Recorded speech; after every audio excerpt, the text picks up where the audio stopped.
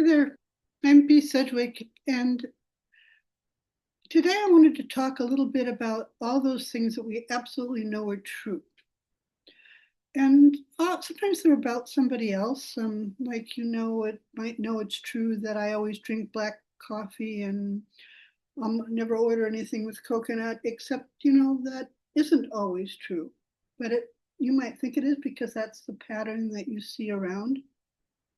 And we all do that with people and with things, and at least I think we do. Our brain has patterns to help us make sense of what's going on and to navigate and pieces like that. But there are other bigger concepts that we're absolutely positively sure are true, about gravity,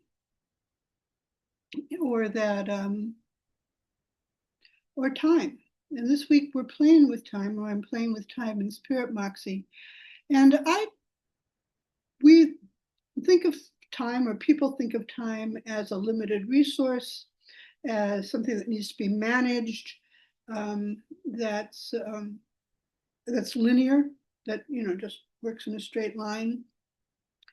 And I play with in a world where that isn't how it shows up for me, that it's sort of expansive and it dances and it goes back and forth and it always is with me. There's always plenty of it. And that's not the way most of our minds think about time. So when you're working with a truth like that, and you're really sort of willing to try on a different truth, a different reality, a different knowledge about something, one of the things you need to do is to thank your mind for protecting you, because it protects you by knowing things and by having a world that works a certain kind of way.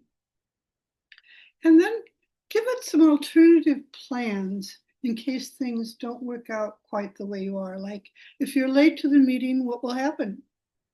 If I miss that bus? Um,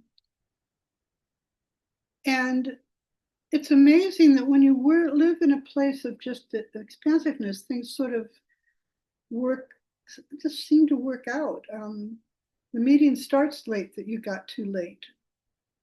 Maybe it's happened to me. Uh, some people were supposed to come and hang some pictures in my new apartment yesterday, and they had to cancel because there wasn't any place for them to park. I live near a stadium, and when there's a game, there's no parking anywhere, which is a great thing about using public transportation, but that's another story. Anyway, but there was somebody else who I really wanted their advice on where to hang pictures, on how to sort of arrange the apartment. And she couldn't come until tomorrow. So in that sense, it all worked out. I mean, if the picture hanger had been able to come, it would have worked fine. We would have figured out what we were doing. But I can go back to my original plan, and time is again just sort of dancing around trying to make sense of how it works. So there's just little different points when you're trying to get to a new truth. Thank your mind for protecting you. Give yourself invent a few safety nets if things don't work quite the way your new reality would like to be. And then dare to live into that new truth.